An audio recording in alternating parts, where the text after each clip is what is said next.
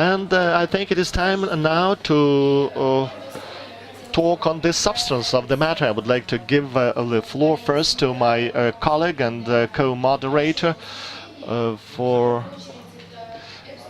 it is the revision or deliberations on the laws of world. Let's talk about Europe, and indeed, despite all the historical circumstances, the world is being globalized. We acquire property in different countries, and we develop business in different states, and it's good. It promotes the development of the economies of our nations. However, the succession, the matrimonial issues and preservation of all the property in the family are still unchanged. So, Mr. Grimaldi, the floor is all yours.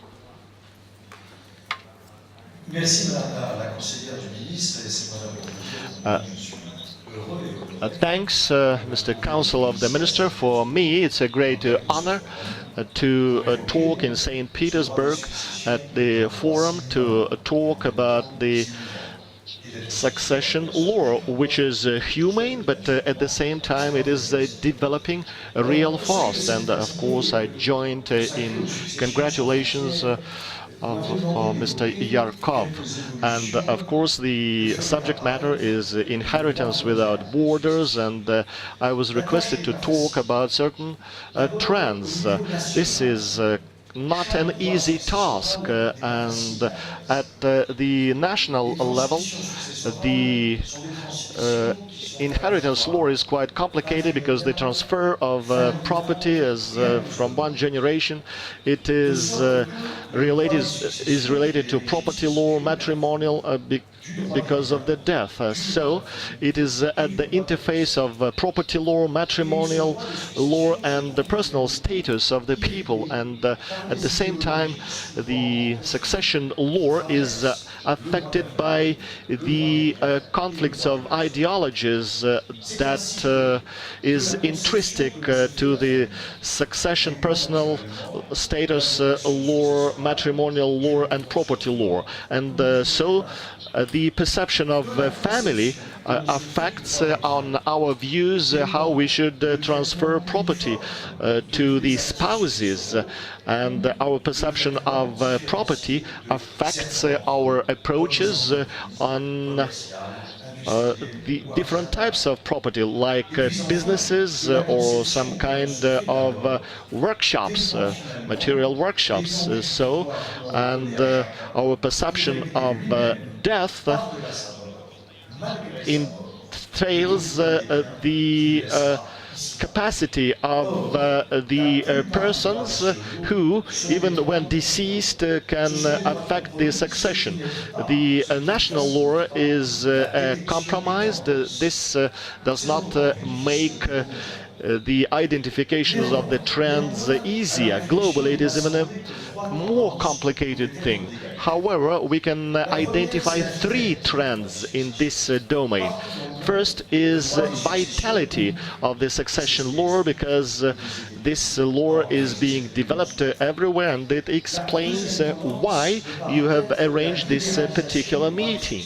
Another trend is liberalization of the succession law. Individual will of the testator or heir affects the succession, and it explains why at this meeting we have professionals that are dealing with estate planning. Estate planning, and repeated the term in English, and this is a substantial part of their work.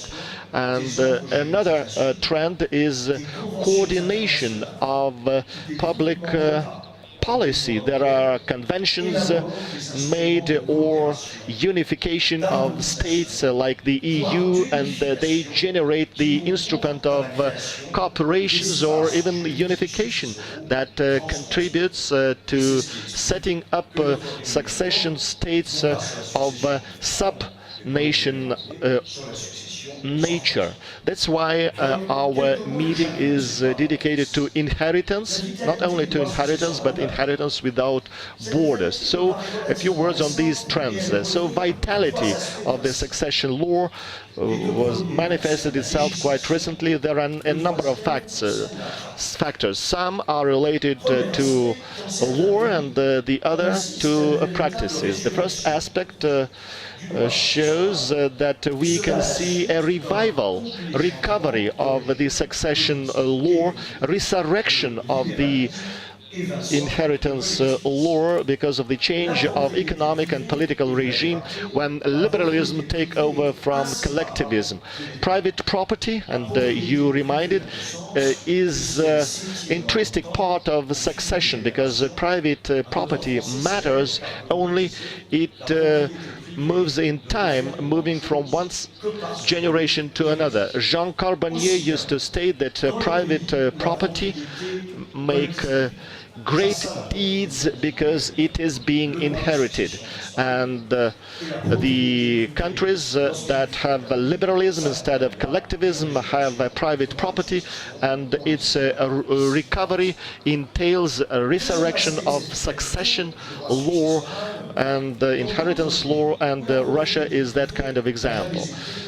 Talking about revival, and it's when the property was not endangered, and we do not refer about resurrection, but we see the restructuring of the succession law, which is explained by the deep changes in the area of families and property, and great role is placed by the families, which is based on cohabitation, living together and not on blood relation.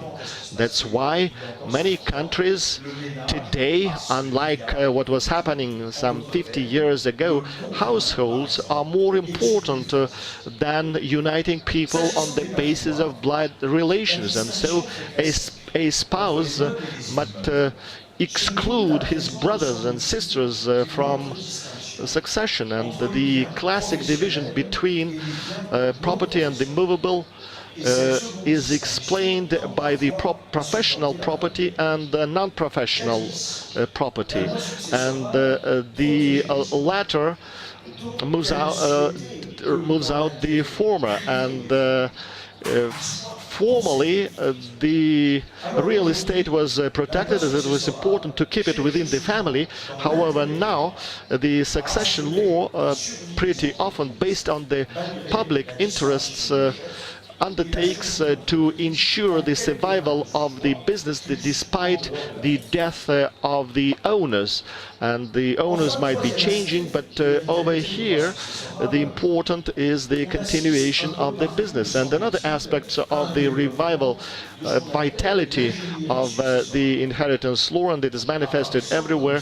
We could see the engineering of succession law. There are specific professional habits, like even some 50 years ago, the major part was covered by regulations, because preparation was just making a testament, but now preparing inheritance sets more global goals. We are talking about structuring the property, the estate, and choosing that kind of investments which are most profitable in real estate, in life insurance, etc. And besides, we are talking about the selections of such ownership forms which are the most profitable, like direct ownership or through some kind of trust. So structuring of property and preparation of using such types of the transfer, which is free of charge and which is dictated by the fiscal optimization that result in the transfer of property gradually. And this particular transfer could be reversed, which enables the person who is passing over the property to get hold of it again. So the development of that kind of technologies and engineering is very important. This is one of the trends of the vitality of the succession law. Another trend is liberalization of the succession law. Liberalization means freedom of the testator to dispose of the property either by making a testament or in veto gifts. But at the same time, it is the liberty and freedom of the heir to transfer the right or do the renunciation. And there are two institutes in the civil law which limit the liberty. It is the reserved share in the property that mandates to limit and constrain the freedom of the heir in transferring it to other persons, and the prohibition of different deeds that prevent from disposing of the whole estate in order to protect the rights of those people that inherit that kind of property. And consequently, the testator, the deceased, cannot dispose of the property freely to protect the rights of those that might inherit the property. And so the reserved share is such a notion, but there are no laws in all the legal systems. We are aware, for example, that the common law nations do not have a mandatory reserved share. But as far as agreements are concerned, and there's a more strict interpretation in France, in Belgium, and it is more loose in Switzerland and Germany, because these states see the testator who doesn't have a great liberty in this case, and the deceased has less liberty in making a testament. So the evolution we are witnessing can be expressed in such words: liberalism is developing. In Northern American countries, in Quebec and Louisiana, we can see the same tradition. In other countries, this is a subject of limitations or restrictions. For example, in France, we don't have, or we do have some restrictions in place. In other countries, they are less significant.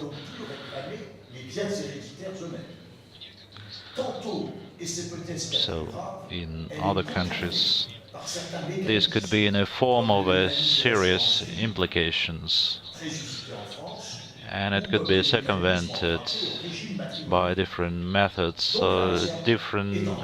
methods of life insurance, and the mandatory share could be reduced. So we also witness the rejection of this practice in those countries which would like to maintain this share.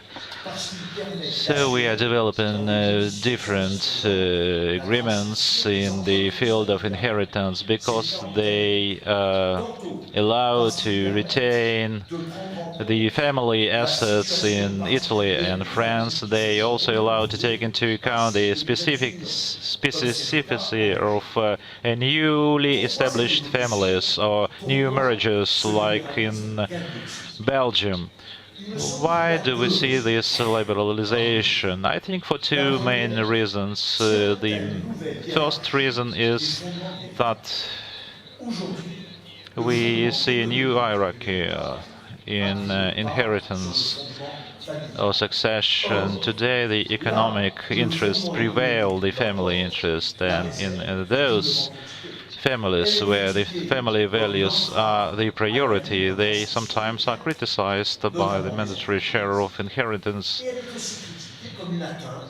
which prevents from keeping the family assets or family enterprises and prevents from ensuring this kind of inheritance. The second part of inheritance may be a bit bigger. This is the vision of a human being of the 21st century. This human being of 21st century is a person who wants to possess his own property, and he would like to manage this property even out of the grave, because he is convinced that the quite an active person is can do anything, like Mr. Carbonier has said, and he can make use of those rights to use his own inheritance. But this liberal evolution or development cannot hide the freedom of inheritance or succession, because I believe that this freedom is like any other type of freedom, but it should be subject to specific control, because the need of such a control is in the fact that the will is this posthumous will, and those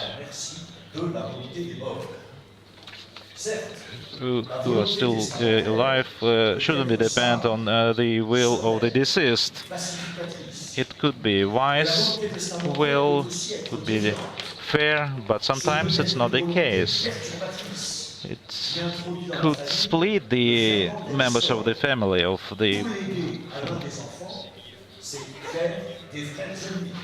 For example, if everything is given to only one son, then the second son would become an enemy of his own brother. That would be a split or rift in the family. That is why we should limit the arbitrary will inside the family, because they can be destroyed by the economic vestiges of this family. So this will can be distorted by the actions of the third persons who sometimes influence the testator. And we need to ensure proper control. And there is a question, if we look into the different types of legislation, control is quite clear. But how can we ensure this control? What types of control? The mandatory share is one of the mechanisms of this control.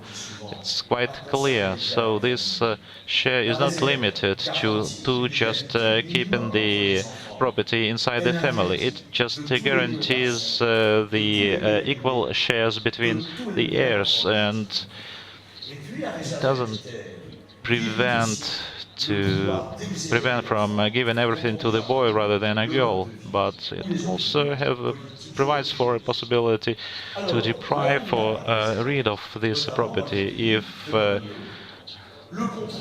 it is believed that inheritors sometimes are not complying with his rights. That is why in the countries of common law it's about the courts to deal with these issues. If heirs or inheritor receives a property, court can waive this right of inheritance, because it runs in conflict with the principles of fair. And in other countries, judges can decide that main rights are violated but from the legal point of view, from a security point of view, we are not in a position to say that any types of control are preferable as compared with other types of control, because we cannot use the mathematics here. And third trend which I would like to mentioned is the coordination of the legislation, national legislation. You said that we need to ensure this coordination because now we see that succession is becoming international. They have property in the foreign countries. It could be dispersed around the world, and as you understand, and these migrations could have or could be based on different reasons. So just coming from northern countries to south, from the rainy weather to sunny weather, and maybe it could be the employment reasons. You're looking for a job or a competitive issues, and of course there could be political reasons. You're just trying to flee the dictatorship, but there could be taxation reasons. You're just trying to leave the country with a stringent taxation system in order to find the taxation haven. So all this is becoming easier, air transport is evolving, but also we can see the development of the taxation dumping when the country is trying to attract the rich people which buy the property or a mobile property, real estate in these countries. So all this is necessary. Especially in the light of various aspects. These are the legal acts. Today, the international circulation of these acts is quite simple, because a unification, first of all, this is Hague Convention of the 1975 regarding the use of trust and its application. It's not developed, but in the countries with the civil law basis, that allows these countries to recognize the court decision of other countries, and other regulations of 1972, which provides for a common basis for the inheritance or succession law, and which allows different countries to work in a quite a simple manner with the documents or certificate of inheritance and circulation of those documents. And I would like to add that this cooperation should be continued on the ground, so that to look for the assets, because we need to understand what kind of a property the testator possesses, and what kind of inheritance heirs can get. We understand that there are banks, funds, Liechtenstein and Stiftung, which are not quite transparent. And the second aspect relates to the cooperation in the private law. This is the unification or harmonization of the rules. In 2015, European Union introduces a common legal space. This is unification of this space, and I would like to limit to only two aspects. First of all, this regulation provides for two trends which we have in our domestic or national laws. This is the liberalization, because this regulation allows each country to apply national legislation which would be applicable in the field of inheritance or succession, and this national law would be a single law in ensuring this succession.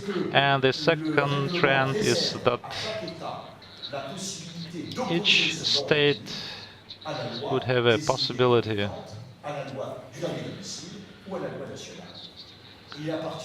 to apply its own domestic legislation, and by that it can say that this domestic law would be applicable to the succession cases.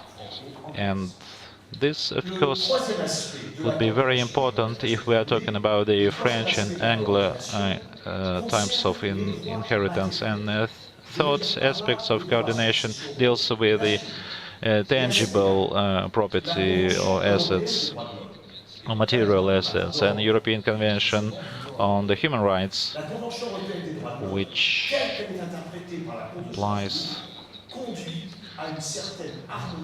by the interpretation of the Strasbourg Court, leads us to a specific harmonization of these rules. We know that this court introduced succession into the convention through the Article 8 of the Family Code and the Article 1 of the Protocol 1 of the European law. And because of this decision of the Strasbourg Court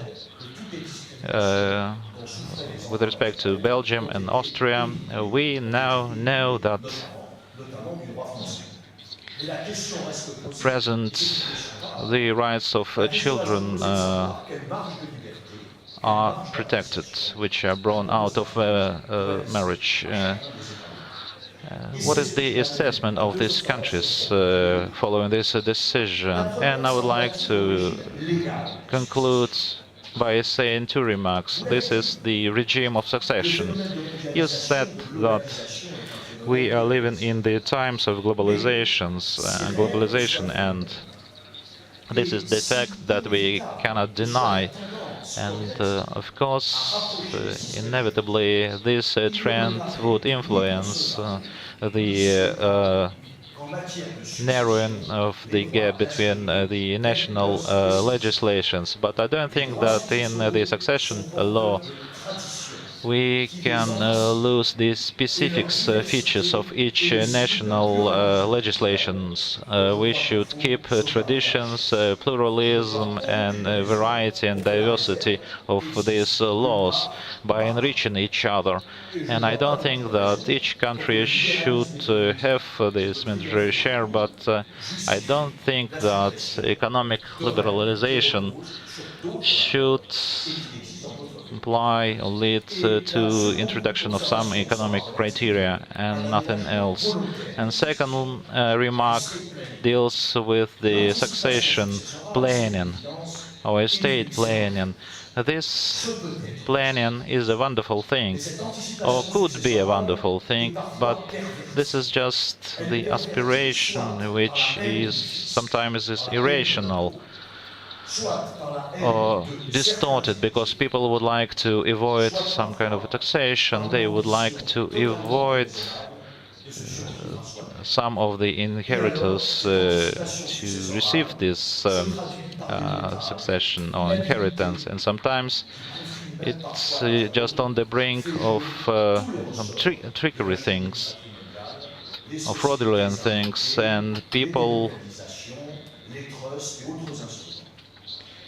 can use different fraudulent schemes, leaving the country, go into other countries with easier taxation, and so on and so forth. And I would like to end with a Solzhenitsyn quotation. They didn't puff themselves up or fight against it and brag that they weren't going to die. They took death calmly. They didn't stall scoring things away. They prepared themselves quietly in a good time, deciding who would have the mare, who the foal, and who have the coat and the boots, and they departed easily as if they were now moving into a new house. Just a wonderful lesson given by Solzhenitsyn. Thank you very much. Большое спасибо, профессор, за такой эмоциональный, очень интересный рассказ.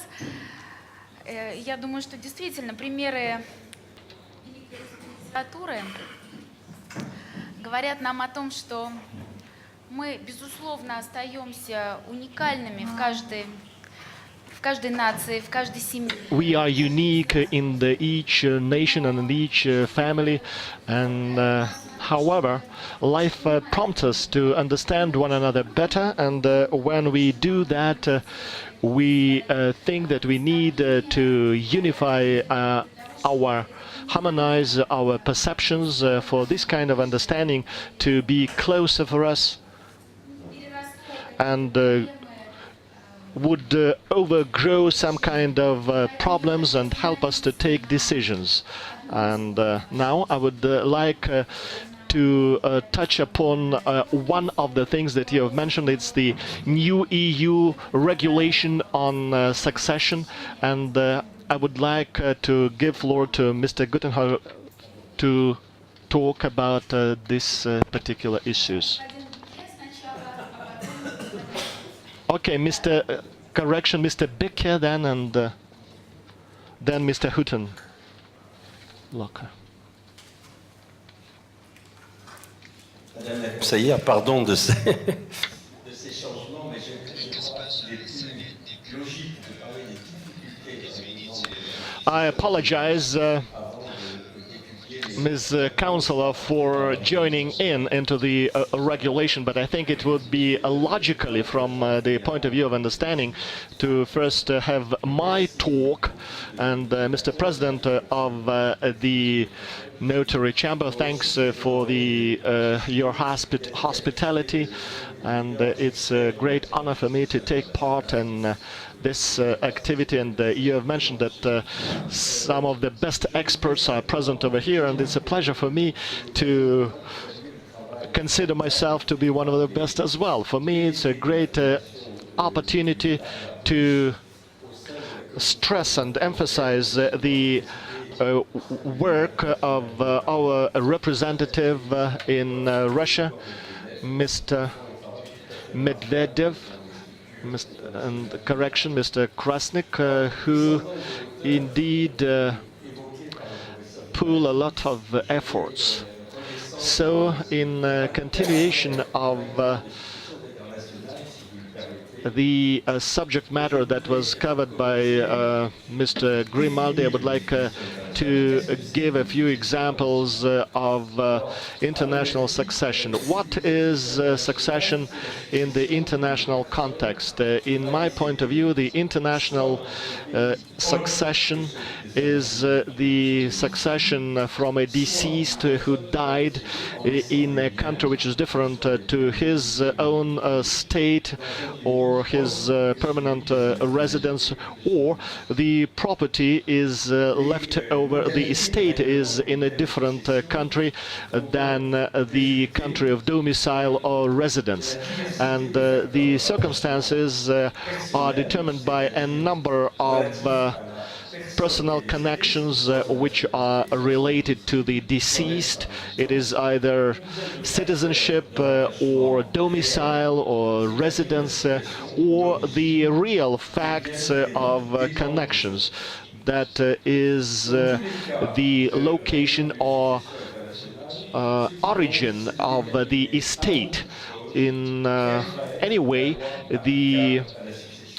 we should determine what would be the applicable law for succession, and of course there might be certain complications when a few states might declare that the states can claim that it is their applicable law that will be applied for succession. It might entail taxes, there are risks of double taxations, and but it might have a civil nature, and I'm going to refer about that as well.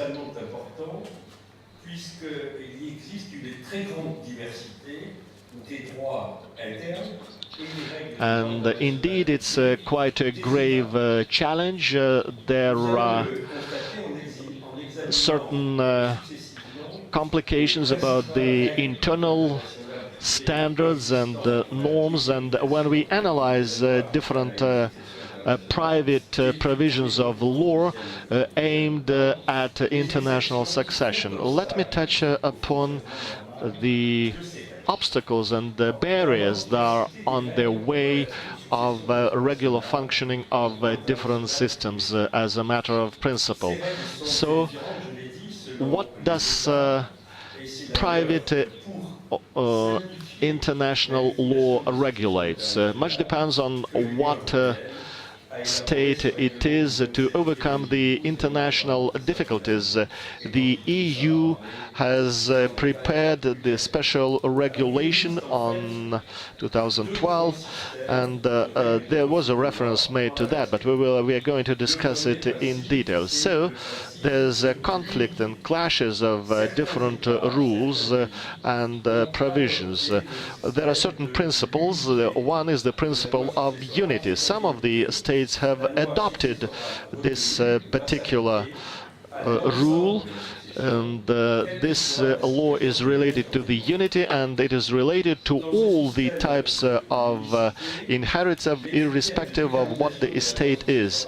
Such a system of unity has its own criteria, and the most important things are domicile, residence, and some other things like the criteria of nationality or citizenship of the deceased.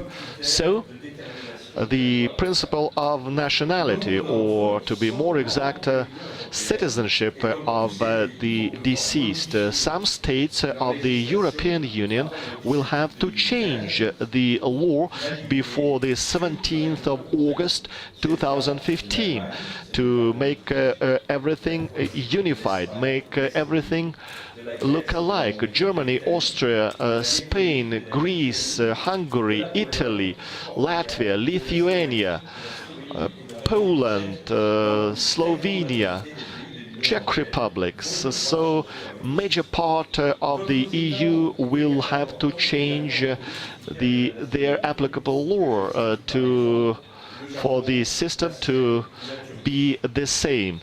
So the unity calls for the changing. By the way, the other states are going to join, like Japan, Switzerland, and Turkey. Another criteria which I mentioned, something that will unify the countries, it is the principle of domicile. Some countries adhere to that, like Nordic, Denmark, Finland, Norway, Sweden, and Russia, by the way. This country. And by the way, all the real estate at the territory of the Russian Federation is regulated by the internal national applicable law. So domicile is important, of course, but the property is quite another matter. It is regulated by the national law. And then the location of the state.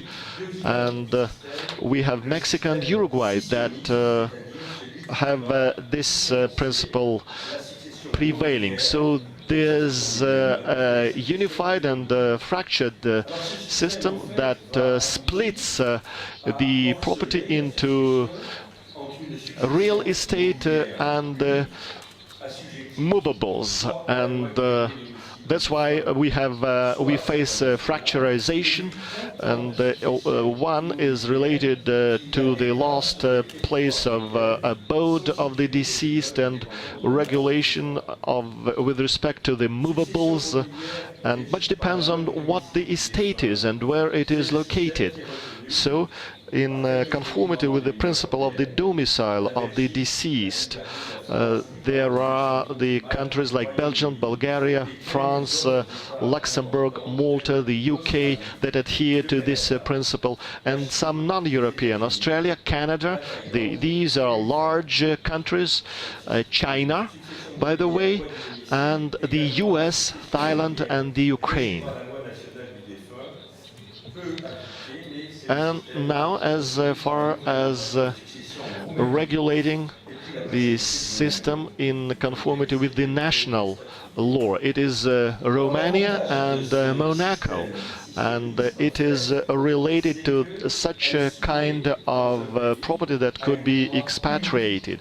What are the specifics of these systems? The application of a unified law and specific regimes with respect to real estate and the ways in which the buildings, structures are handed over.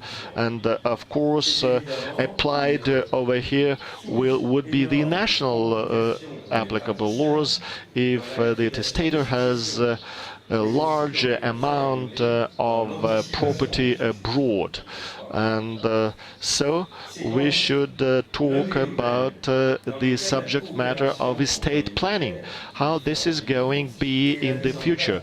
That's why the cooperation between the notary services is needed. It is necessary to set up a network, and it will be quite important in the future. And the circle of laws is quite complicated, no matter how hard we try to unite it. Let me give you the French case. It might be applicable for the other. Here is Mr. Durand living in Paris.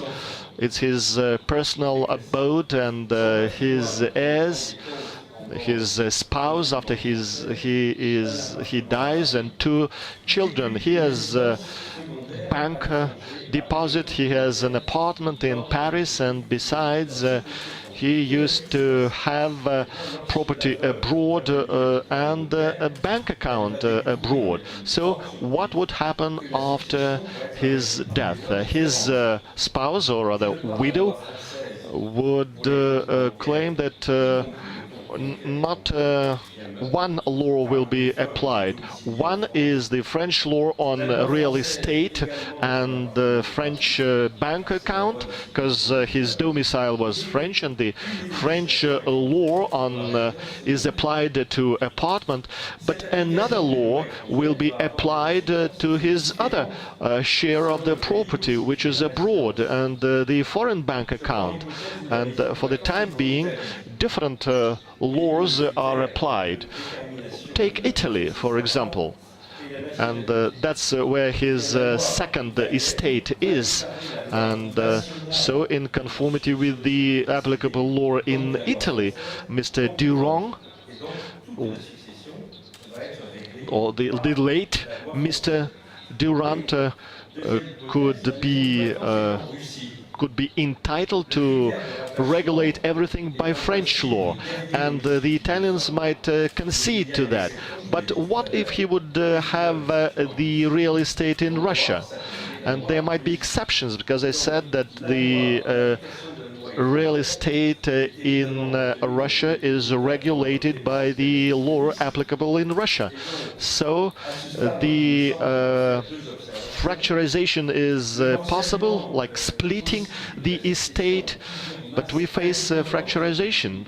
There's nothing we can do about that, because the estate will be fractured depending on the laws, and there are different regulations, different norms and standards that are applied if there are no special reservations, like disposition, which the deceased made, and the results might be quite unexpected and unpredictable.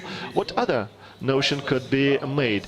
Some states allow the deceased to choose by testament the legal system that will be employed. It is professor jurista. We might touch upon it when we will be covering the EU regulations. But the provisions, the covenants must be made. Italy, if adopting the criteria of domicile, Germany, for example, applies German law, and Switzerland will state that the citizenship will be prevailing. And this particular principle of professor jurist is not applied in France. So different standards and the norms are applied. There might be different difficulties occurring under following circumstances. It is very difficult for us to qualify what is real estate and what is movables with respect to the lost domicile.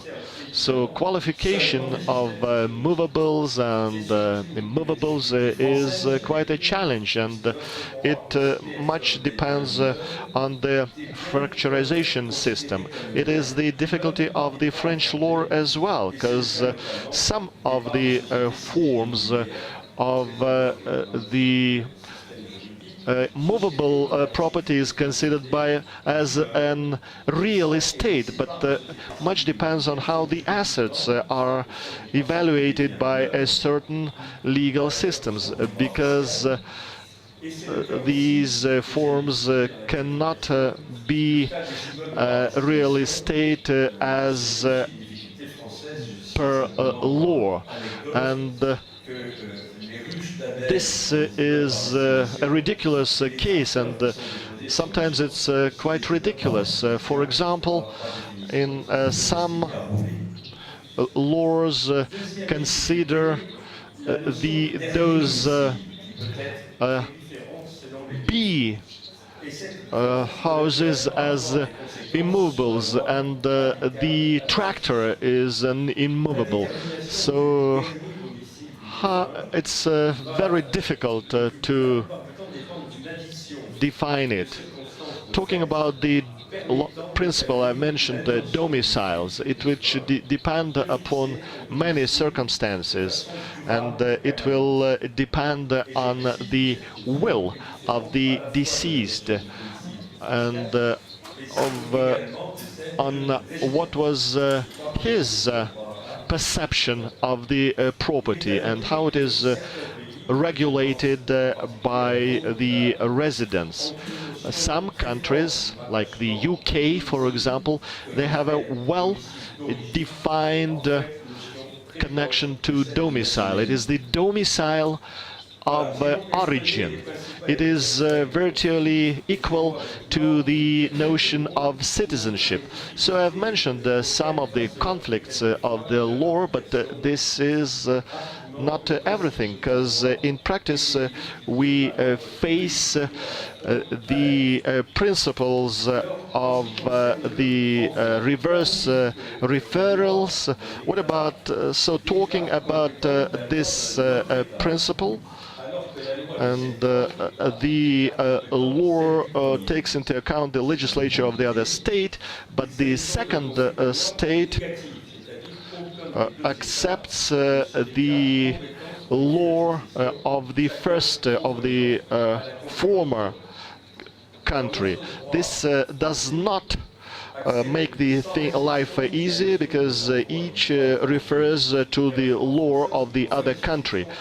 In France, we accept the norm of reverse referrals applied to real estate. As far as immobile property is concerned, we have more difficulties over here. Over here, we should refer to the other law if there is a possibility to apply single law with respect to real estate and movable equipment. We should analyze the situation and to see what are the conformities, whether there will be fracturization, and how it will affect the estate. If there is a referral to the national law of the deceased or the other norms. But the most important thing is to unify the succession methods, and that's what the French courts follow. We coordinate it with Italy and Spain, because they always refer to domicile, that is the place of permanent abode in France, and this particular law should ensure equality of the heirs. What are the difficulties in this respect?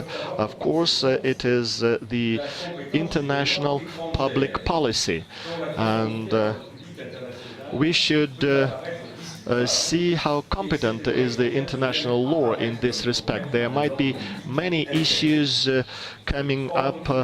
Many things might be contested because there might be controversial things.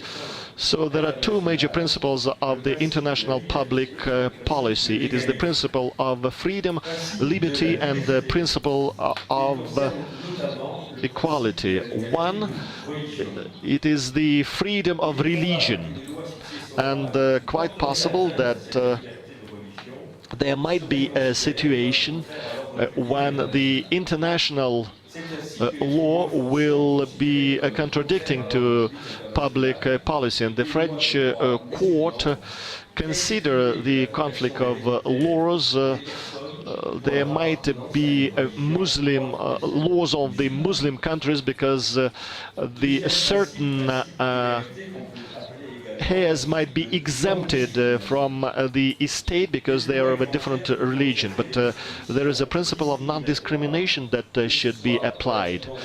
The legislature of the other state should not be discriminatory with respect to religion, race, gender, political issues. It is violation of the international law. The Shia law that give prevalence to male versus gender violates international law and detrimental to the international law.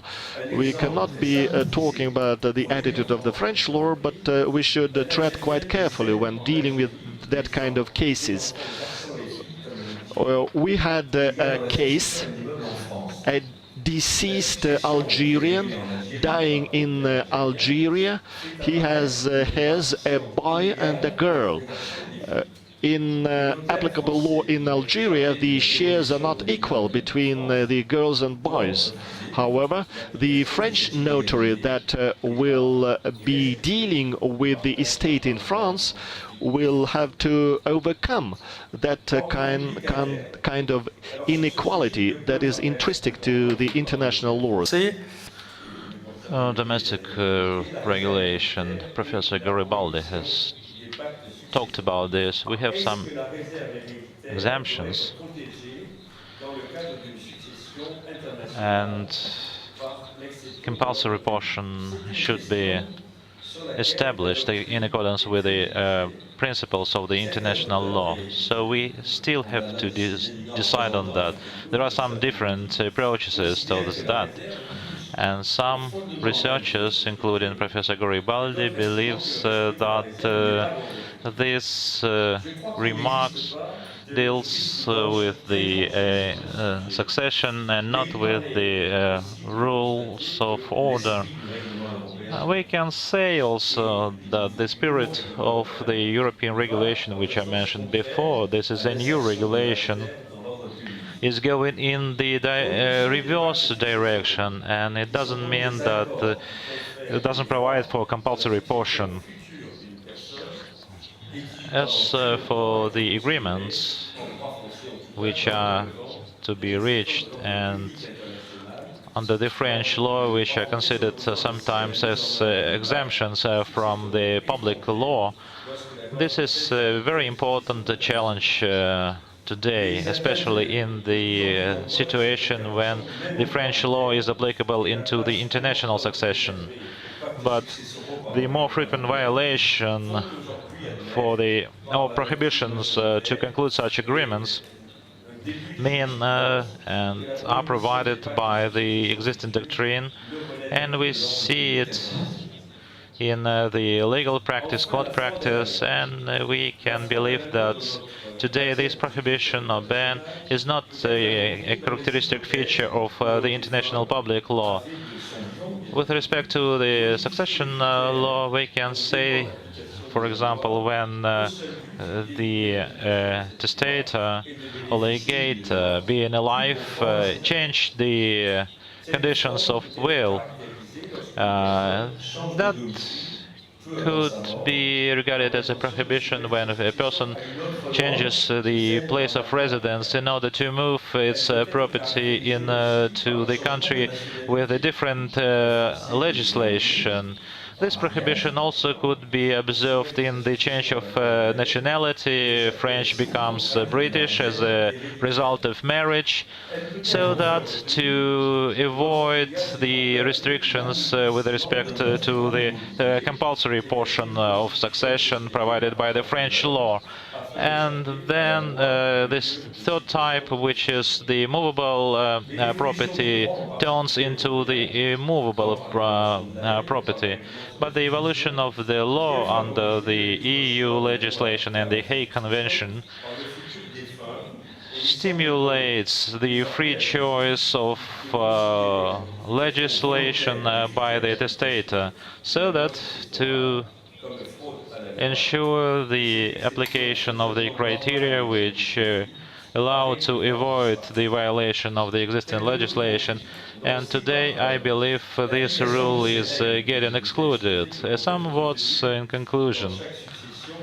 Those norms which I provided would determine the legislation which would be applicable to the succession mass.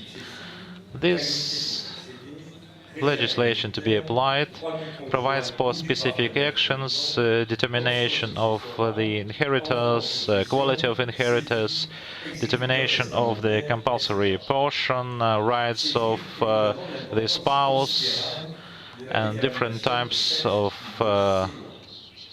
living conditions. So it is very important to determine all these aspects under this legislation. I would like to give you an example, a funny example, which regarding Gérard Depardieu. He has a double or dual citizenship in France and in Russia.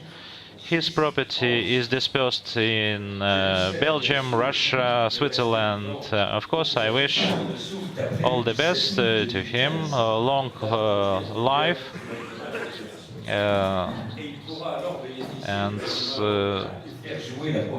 at least till 2015, because he will have the right to use this regulation of 2015, and he can choose between the laws applicable with respect to his nationality, Russian or French. We don't know what would be his choice, but if he died before 2015, this right is not applicable, and the right regarding his recent place of residence would be applicable.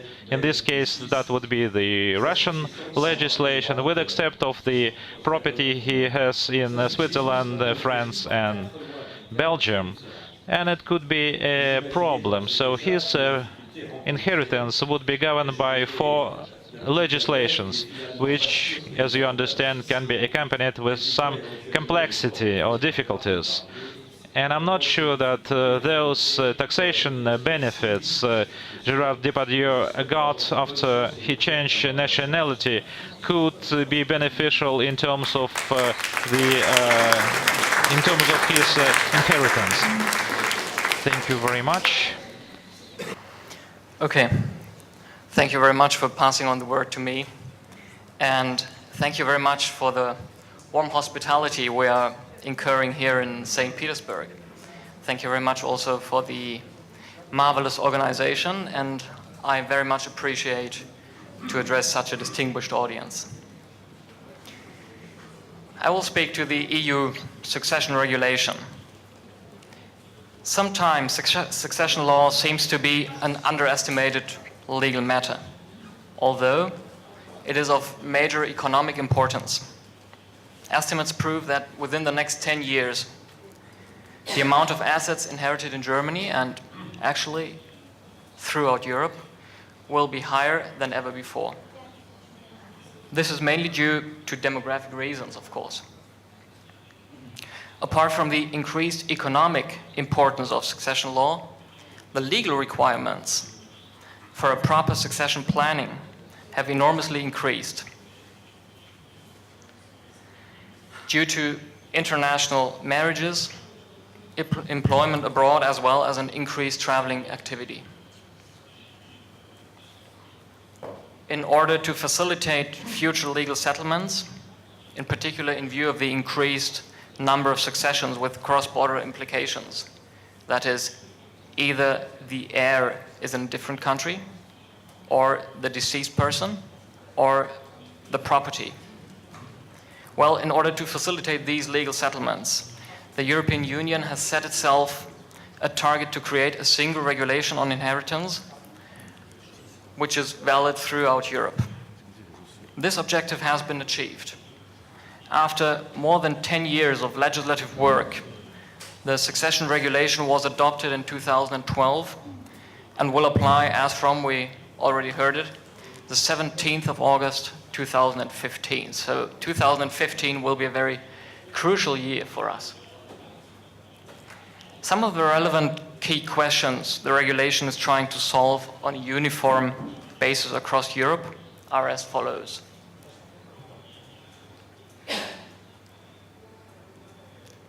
The connecting factor for the applicable law. Which criterion shall be relevant to determine the applicable law? And is the applicable law to cover the entire estate, or should it allow a fragmentation of the estate? Also, it deals with the concentration of jurisdiction. How can it be achieved that the same matter is not being dealt with by different courts in different states? And the protection of national rules. We heard it already by Professor Grimaldi. How can it be achieved that national systems, in particular the land register, the commercial register as safeguards of legal certainty, are not adversely affected by the new regulation? And is it possible to create a single certificate of inheritance that is accepted across Europe? These are only a few of the important questions related to the succession regulation, which presented a major challenge to the European legislator. Due to the limited time, I can only highlight very few selected aspects, of course.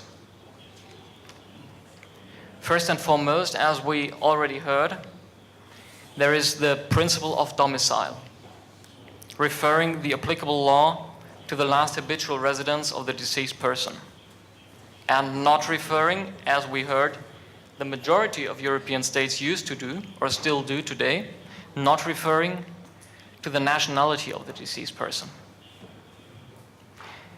Also, there is a possibility to choose the applicable law, but only in favor of the law of the deceased person's nationality. There is a principle of unity of estate. That is, the law applicable to the succession will be applied to the succession as a whole, and a fragmentation of the succession will usually be avoided. And there is a principle of universal application. That is, the regulation will be applied not only between the member states within the EU, but also between a member state and a third country, such as Russia, from the European perspective, obviously. And what about the jurisdiction? Well, in principle, the international jurisdictions of the courts will be synchronized with the applicability of the substantive law.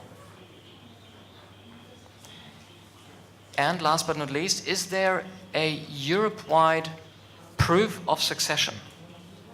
Partly yes. The new European Certificate of Inheritance proves the status of the heirs throughout Europe and in addition to national certificates of inheritance. These targets are quite ambitious and went through a long legislative process. On the other hand, in principle not included in the European succession regulation are, however, the following matters: the substantive succession law of the member states, the inheritance tax law and the gift tax law, the inter vivos transfer of property, the matrimonial property regimes, the company law and commercial register, as well as the real estate property law and the land register.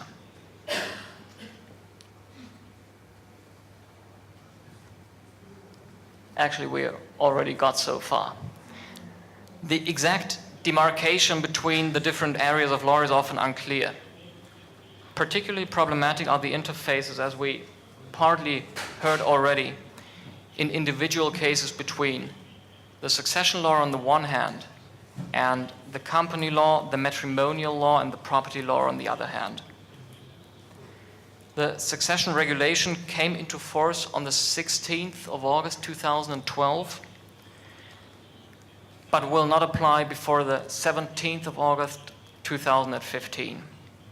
Therefore, there is a transitional period of 3 years. And deceased persons who made a valid disposition of property upon death before that date are largely protected in their reliance on the validity of these provisions. Nevertheless, the provisions of the EU succession regulation should already be taken into account in today's estate planning, but I will come back to this point later on. The succession regulation is directly applicable in all member states within Europe, and thus does not need any further transposition into national law. The succession regulation shall be interpreted autonomously without viewing through the national spectacles. That is the aim for the purpose of the regulation. And the European Court of Justice in Luxembourg has the jurisdiction of last instance. However, I'm pretty sure it will probably take many decades, though, before all important legal issues will have been clarified to a satisfactory level. Until then, we will have to face significant legal and planning uncertainties. And also, I would imagine it possible that many questions would be dealt in a different way with, depending on whether one member state or another member state is the first one to judge on a certain case. During my remaining time, I would like to outline certain aspects of the regulation by giving you an example, which is here. I select a case which is quite common in Germany, and I would call it the pensioner in Mallorca. Obviously, there is no case law so far on these questions, so many of the questions raised are controversially debated in legal literature. The facts are, the deceased E is of German nationality and has had a residence and center of life exclusively in Germany.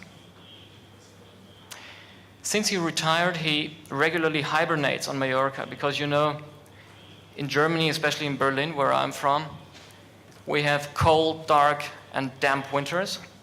I know you have that in St. Petersburg as well, but we have it in Germany, and this is why E goes to Mallorca, because there is a lot of sun. So he hibernates in Mallorca.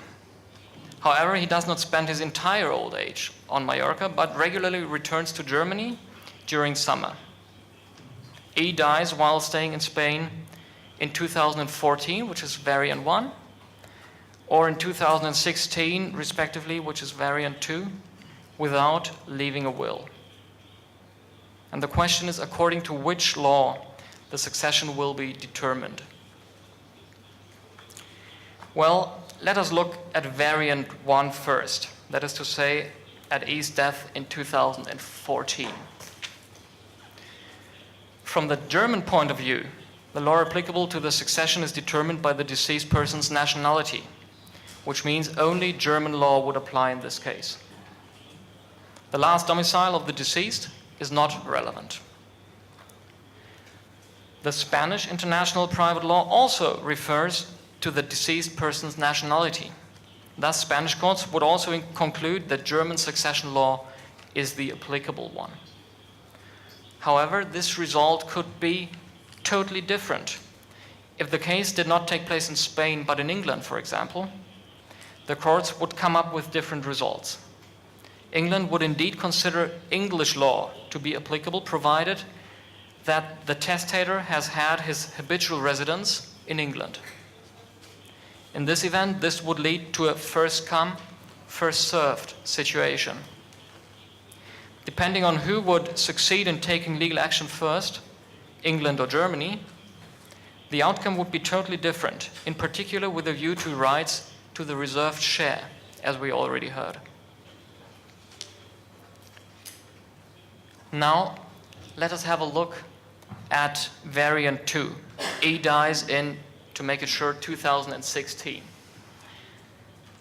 For deaths occurring on or after the 17th of August of 2015, the new applicable law to the succession will be governed uniformly by the EU succession regulation.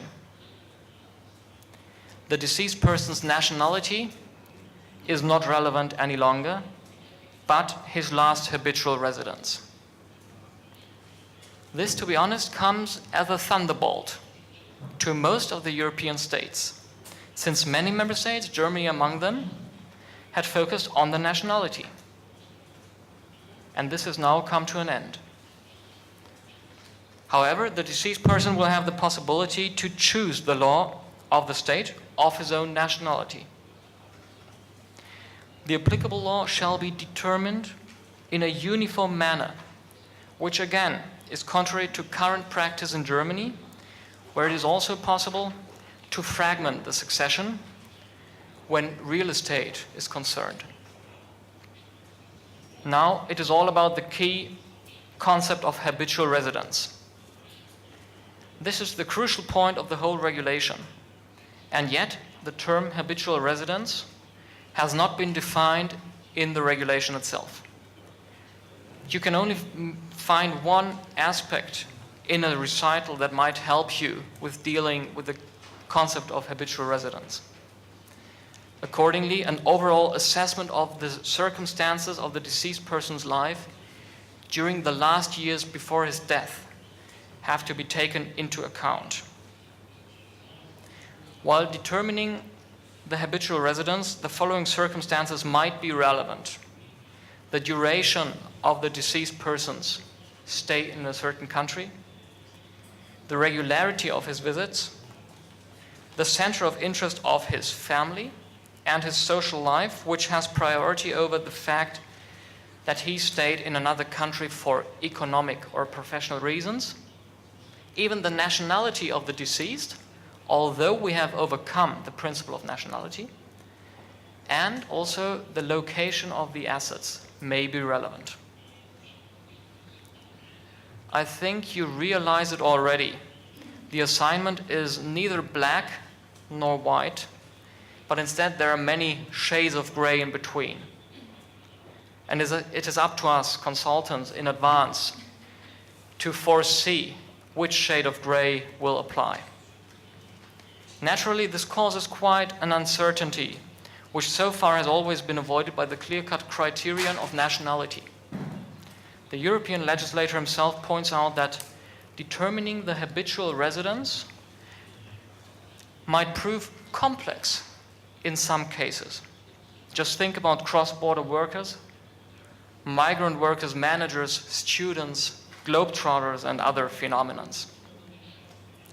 While we do not know exactly which are the decisive criteria in order to determine the habitual residence, we do know exactly which criteria are not decisive. The concept of habitual residence, which we already have in Germany in tax law, is not decisive. Nor is the mere intention of the deceased person which law should be applicable. To sum up, despite all efforts of categorization, there will be cases where it will not be possible to determine the deceased person's habitual residence beyond any doubt.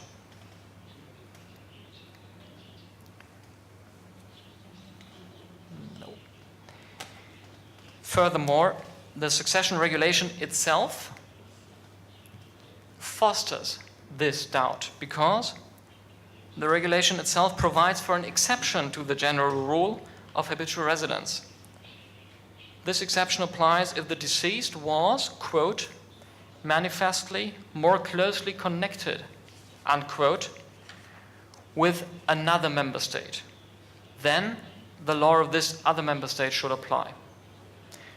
Now let us return to our initial example. In the case of the Mallorca pensioners, it will possibly be very difficult to determine unambiguously the last habitual residence of the deceased.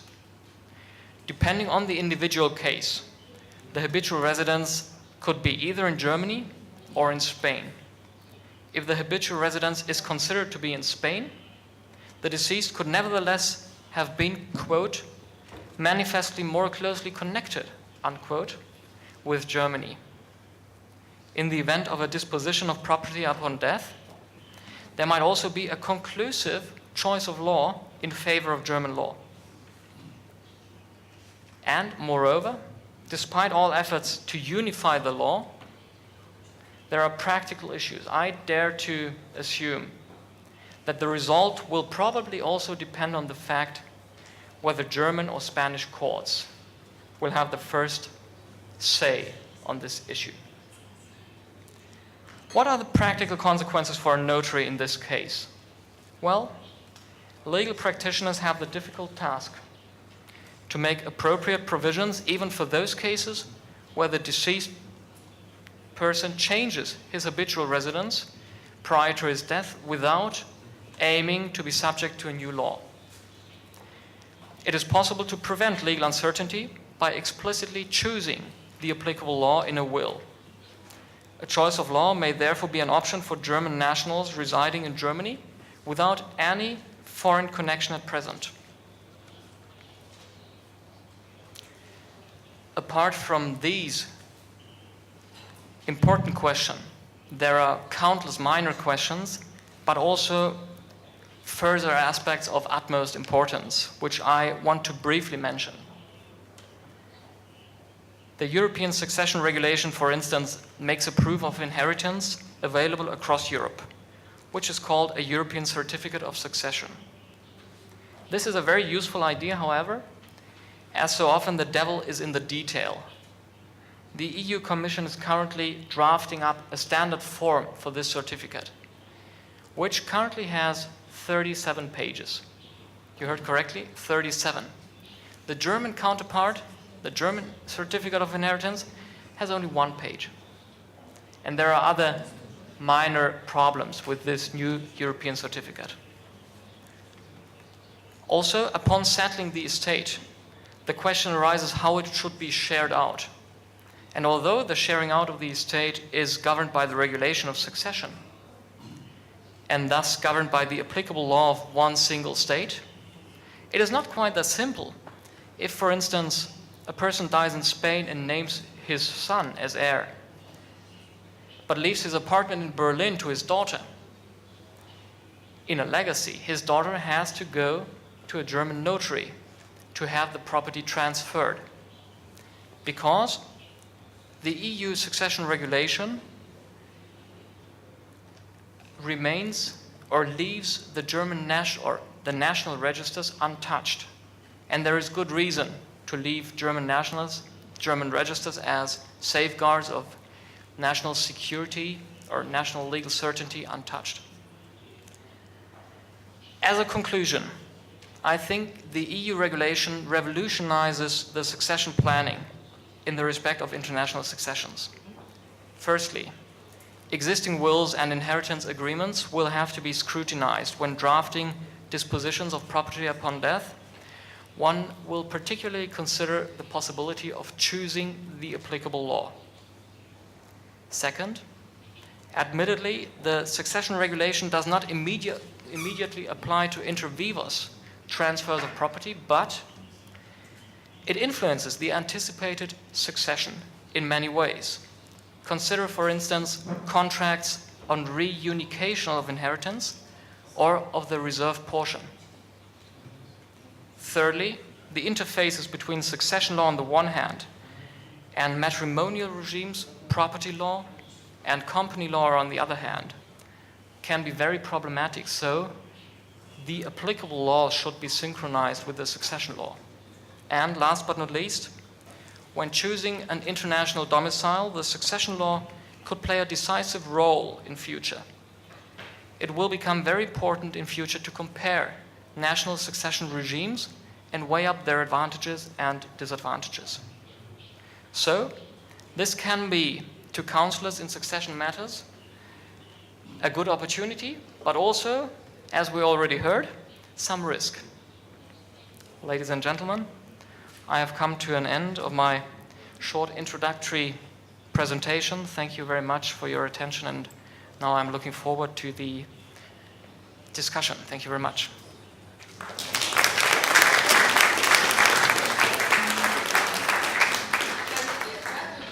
Colleagues, there's one bright lining. We will always have a lot of work to do, irrespective of what is the applicable law and what the regulation is concocted.